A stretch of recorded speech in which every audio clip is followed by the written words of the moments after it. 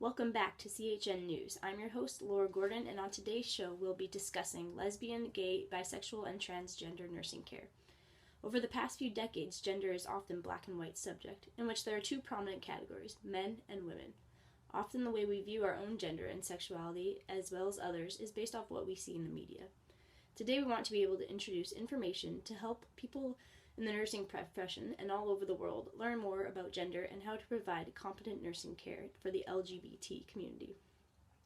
Before we have our guests come on the air, I just would like to introduce the LGBT topic briefly by defining some of the commonly used terms. The first is the term sex. This is the actual biological and physiological differences between men and women and is based on chromosomes and the phenotypic expression. This is not to be confused with gender, which is the idea of socially constructed roles, behaviors, activities, and attributes to society that considers it to be appropriate for men and women. Gender identity describes how an individual sees theirself as either a man or a woman, neither or both. This is important in understanding the next definition of transgendered. This is when a person's gender identity, expression, or behavior does not match their sex that they were assigned at birth. This is not related to sexuality, as transgendered individuals may be straight, gay, lesbian, or bisexual. A transgender person's physical body does not match their internal gender, and they are more comfortable and wish to dress as the internal gender they feel. The idea of gender being only man or woman is being challenged in society each day, and today we want to discuss two opposing opinions to learn more about how society, especially in the community health field, should be accepting and inclusive of LGBT persons. Our first guest is an LGBT community representative who is here to help us better understand challenges faced by this community. We would like to welcome Emily from Tofino. Thank you. Happy to be here. Our second guest is Stephanie from Victoria. She is here with us today to present her ideas of the LGBT community. Welcome. Thank you for having me on the show today. What are some of your assumptions about LGBT persons? It just seems like the whole concept of LGBT is trendy. It's not like people have always been gay. It's just like a fad. Bisexuals can't decide who they want to date, so they just say both. You can choose to be straight if they wanted to. How about you, Emily? What do you have to say about the topic?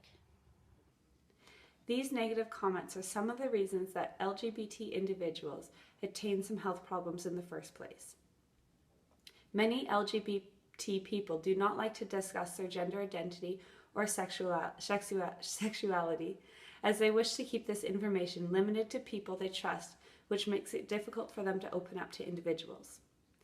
Comments such as the one made by Stephanie display the idea of heterosexism, where heterosexuality is viewed as the norm in society and there's a lack of awareness to other genders or sexualities.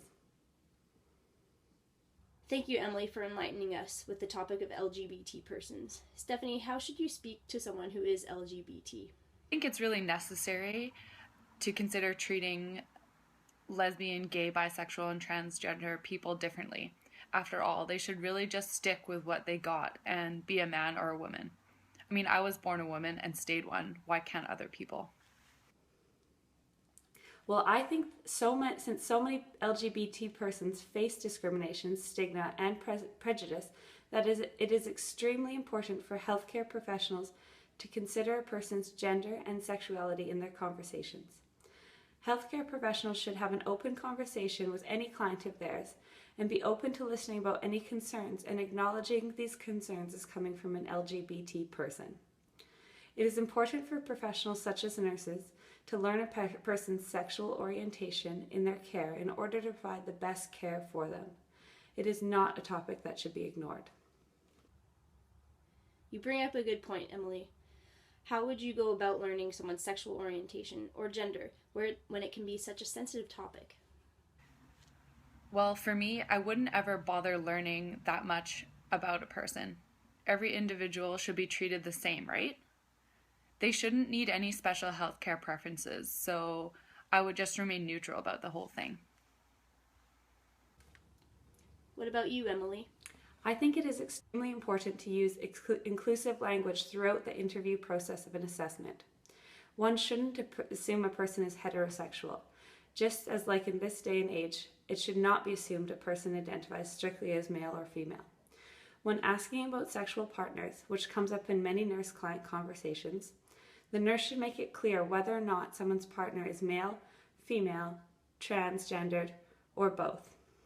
It is also important to thank a client for opening up about their sexual orientation or any other personal topic, as it may be difficult for them to do so.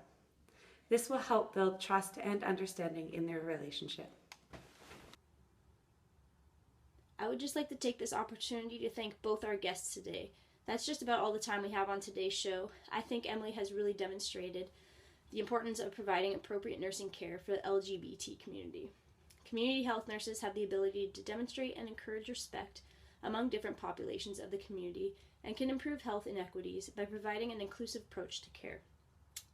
It is evident that when we change our perspectives regarding the issues we have discussed today, we can create a culture of health, safety, and competence that can benefit the entire community.